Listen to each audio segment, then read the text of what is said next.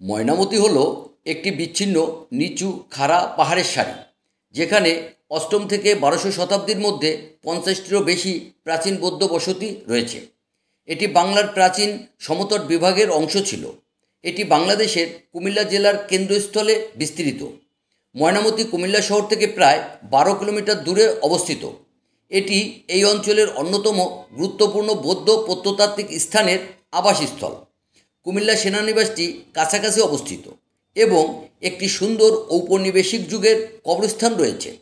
ময়নামতির নামকরণ করা হয়েছে একই নামের চন্দ্ররানী রাজা গোবিন্দচন্দ্রের মাতার নামে।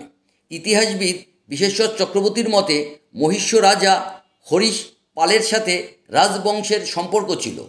কুমিল্লার লোকসঙ্গীত অনুসারে ময়নামতির গানে উল্লেখ করা হয়েছে যে রাজা গোবিন্দচন্দ্র রাজা হরিশ পালের 2 কন্যা অদুনা এবং পদুনাকে বিয়ে করেছিলেন। অবস্থান: ময়নামতি ঢাকা শহর থেকে জাতীয় সড়কের মাধ্যমে 114 কিলোমিটার দূরে এবং চট্টগ্রাম থেকে প্রায় 162 কিলোমিটার দূরে অবস্থিত। এর পাশেই একটি বৌদ্ধ মন্দিরও অবস্থিত।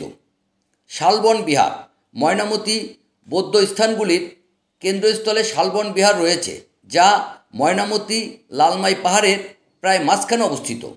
এটি 115টি কক্ষ নিয়ে গঠিত, যা একটি প্রশস্ত উঠোনের চারপাশে নির্মিত, যার কেন্দ্রে একটি ক্রুশাকৃতির মন্দির রয়েছে, যার উত্তরে একমাত্র প্রবেশদ্বার কমপ্লেক্স রয়েছে, যা সোমপুর বিহারের মতো।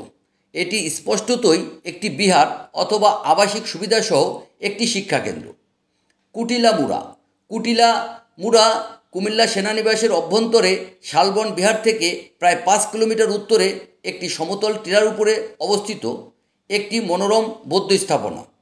চারপত্র মুড়া: চারপত্র মুড়া কুটিলা মুড়া স্তূপ থেকে প্রায় 2.5 কিলোমিটার উত্তর পশ্চিমে অবস্থিত একটি বিচ্ছিন্ন ছোট আয়তাকার মন্দির। এখানে বেশ কয়েকটি মন্দির পাওয়া যায়।